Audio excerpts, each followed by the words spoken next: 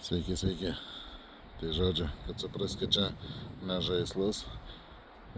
Pabandysim tokią beržinę skylelę perkirsti. Kažin kaip gausis. Nu, perkirsti, ne tokia, ne kirvis, bet smaiga tai gerai. Smaiga taip beveik gerai. Įsivaizduojat, su kokia jėga. Kiek sulindo. Gal dar kartą.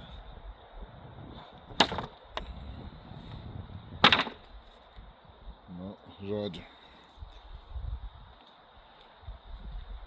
Va taip.